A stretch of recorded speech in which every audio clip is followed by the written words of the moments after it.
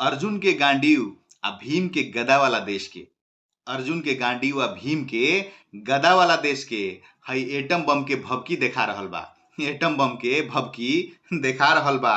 आ भीष्म के प्रतिज्ञा आ कर्ण के परिचय ई शायद भुला रहल बा। कर्ण के परिचय ई शायद भुला रहल बा। आ भीख मांग के खाए वाला पाकिस्तान, हई भीख मांग के खाए वाला पाकिस्तान आपन उल्टा गिनती गिनवा रहल बा।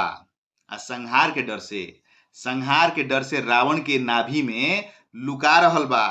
बाकी रे नया भारत ह, ई नया भारत ह। यहाँ चक्रव्यूह के 7वां दरवाजा भी अब भेदल जाई। 7वां दरवाजा भी अब भेदल जाई। आ यहाँ के बच्चा बच्चा राम आ अभिमन्यु बने के तैयार बा। राम आ अभिमन्यु बने के तैयार बा। शकुनी के कौनो चाल अब ना चली।